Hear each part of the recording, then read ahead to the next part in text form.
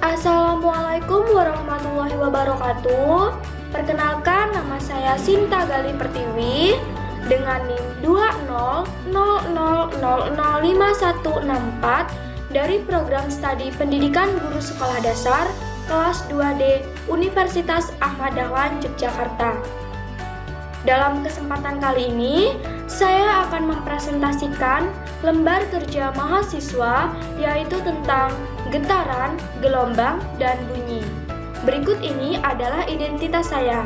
Nama mahasiswa Sinta Gali Pertiwi, asal perguruan tinggi Universitas Ahmad Dahlan, kelas 2D, NIM 2000005164, tanggal pelaksanaannya 10 Juli 2021 sampai dengan 13 Juli 2021. Jam pelaksanaan 10.00 sampai dengan 20.00 waktu Indonesia Barat. Kemudian ada jadwal pelaksanaan. Yang pertama, menyiapkan alat dan bahan. Kedua, mendownload aplikasi Soundmeter. Yang ketiga, melakukan kegiatan 1, lalu melakukan kegiatan 2. Kelima, mengisi lembar kerja mahasiswa. Yang keenam, membuat presentasi, lalu mengupload di YouTube, dan yang terakhir, mengupload di Google Classroom.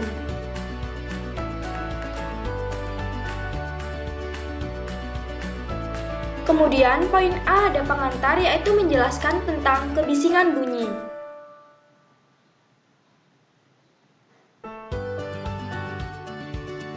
Kemudian poin B ada tujuan. Yang pertama, kita dapat menentukan besarnya frekuensi getaran pada bandul sederhana.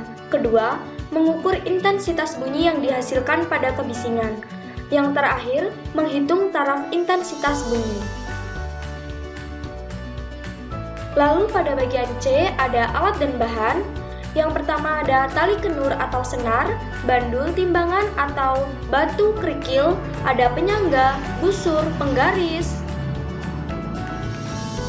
Kemudian ada stopwatch, alat tulis, sumber bunyi, dan aplikasi Soundmeter. Nah, tentunya semua alat dan bahan ini mempunyai fungsinya sendiri-sendiri ya teman-teman. Kemudian lanjut di poin D, yaitu prosedur kerja. Nah, dalam kegiatan 1 ini, nantinya saya menghitung frekuensi getaran pada bandul sederhana. Ini sudah ada tata prosedur untuk melakukan kegiatan 1. Lalu, pada kegiatan 2, saya mengukur intensitas bunyi dengan Soundmeter. Di sini juga sudah ada prosedur untuk melakukan kegiatan 2. Kemudian pada poin E yaitu hasil pengamatan, jadi diperoleh panjang tali ada 10 cm, 15 cm, dan 20 cm. Kemudian simpangannya masing-masing 10, jumlah getarannya juga 10. Nah, ada waktu yaitu 7,55, 9,42, dan 10,59. Dan untuk mencari periode, rumusnya T dibagi N. Dan frekuensi sendiri rumusnya adalah N dibagi T. Nah, ini adalah hasil dari kegiatan 1 yang saya lakukan. Begitu ya teman-teman. Lanjut ke hasil pengamatan kegiatan 2. Di sini jarak sumber bunyi Soundmeternya ada 10 cm, 20 cm, 30 cm, 40 cm, dan 50 cm. Ada taraf intensitas dalam desibel dan intensitas bunyi. Lalu lanjut ke poin F, yaitu diskusi. Yang pertama, berdasarkan hasil pengamatan kegiatan 1, buatlah grafik hubungan antara panjang tali dengan periode dan frekuensi dalam satu grafik. Nah, jadi ini adalah grafik yang sudah saya buat, yaitu tentang hubungan antara panjang tali dengan periode dan frekuensi, yang mana warna abu-abu ini menjelaskan tentang panjang tali, warna oranye menggambarkan frekuensi, dan yang warna biru ini menggambarkan tentang periode. Lalu lanjut ke nomor 2. Berdasarkan grafik nomor 1, analisislah hubungan antara panjang tali dengan periode dan frekuensi. Menurut saya, hubungan antara panjang tali dengan periode dan frekuensi adalah jika panjang talinya semakin panjang, maka periodenya pun akan semakin besar dan frekuensinya kecil. Dan kebalikannya, apabila semakin pendek talinya, maka periode akan semakin kecil dan frekuensinya akan besar. Lalu, lanjut ke nomor 3. Berdasarkan hasil pengamatan kegiatan 1, buatlah grafik hubungan antara sudut simpangan dengan periode dan frekuensi dalam satu grafik. Nah, jadi ini adalah grafik yang sudah saya buat, yaitu tentang hubungan antara sudut simpangan dengan periode dan frekuensi. Warna abu-abu ini menggambarkan sudut simpangan, warna oranye frekuensi, dan warna biru ini adalah periode. Lanjut ke nomor 4. Berdasarkan grafik nomor 3, analisislah hubungan antara sudut simpangan dengan periode dan frekuensi. Menurut saya, hubungan antara sudut simpangan dengan periode dan frekuensi adalah apabila sudut simpangannya yang sama, maka dapat menghasilkan periode dan frekuensi yang berbeda-beda. Hal itu tentunya tergantung dengan panjang tali yang digunakan. Lalu pada soal nomor 5, bandul sederhana bermassa 200 gram digantung pada tali yang panjangnya 90 cm. Jika gaya gravitasi bumi adalah 10 m per s², maka tentukan frekuensi dan periode bandul tersebut. Nah, di sini saya menghasilkan periodenya adalah 0,6 pi sekon dan frekuensinya sendiri adalah 1,66 pi hertz. Kemudian lanjut soal nomor 6, berdasarkan hasil pengamatan kegiatan 2, buatlah grafik hubungan antara jarak sumber bunyi dengan intensitas bunyi. Nah, jadi ini adalah grafik yang sudah saya buat ya teman-teman, hubungan antara jarak sumber bunyi dan intensitas bunyi. Yang warna biru ini adalah intensitas bunyi, 10 cm, 20 cm, sampai 50 cm ini adalah jarak sumber bunyinya. Lalu, soal nomor 7, berdasarkan grafik nomor 5, analisislah hubungan antara jarak sumber bunyi dengan intensitas bunyi.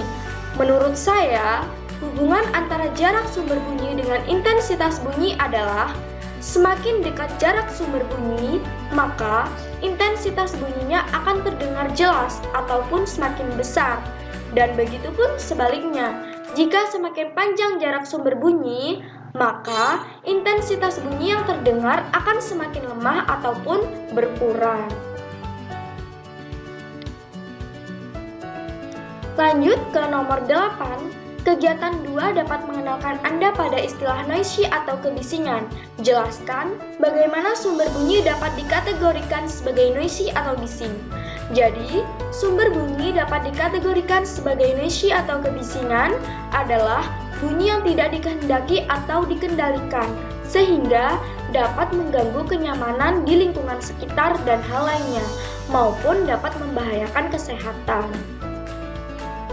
Lanjut ke nomor 9, tuliskan sumber bunyi apa saja di lingkunganmu yang termasuk dalam kategori bising beserta besarnya intensitas bunyi. Jelaskan pula bahaya kebisingan tersebut bagi manusia.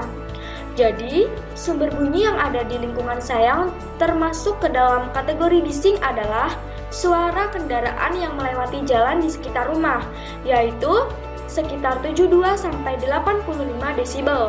Suara mesin pemotong kayu, intensitas bunyinya sekitar 80-90 desibel. Dan suara tetangga yang memukul besi di bengkel dengan intensitas bunyi sekitar 70-80 desibel. Bahaya kebisingan bagi manusia ada dua, yaitu sebagai berikut. Yang pertama ada gangguan fisiologi, yaitu akan mempengaruhi pada pendengaran seperti dapat mengakibatkan ketulian. Nah, tuli tersebut bisa sementara maupun tuli yang permanen.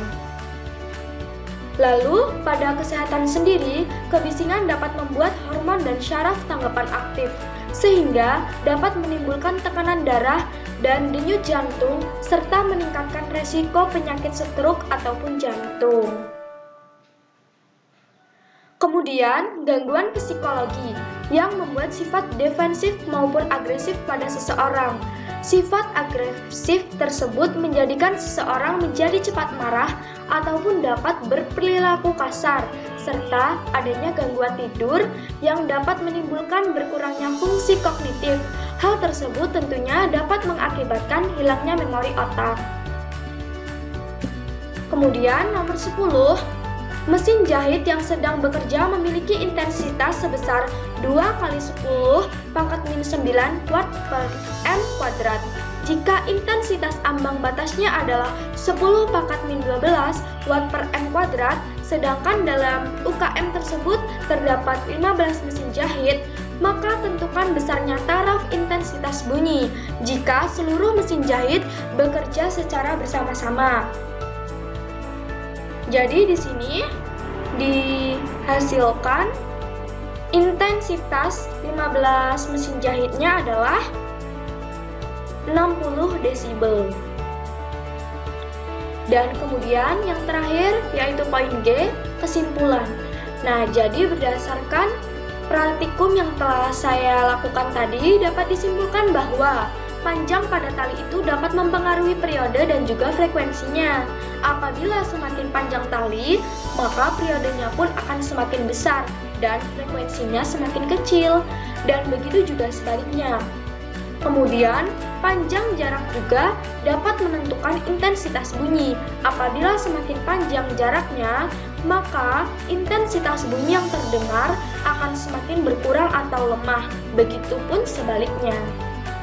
Nah, teman-teman, itulah hasil presentasi pada kesempatan kali ini. Apabila ada kesalahan kata, saya mohon maaf. Saya akhiri. Wabillahi taufik walhidayah. Wassalamualaikum warahmatullahi wabarakatuh.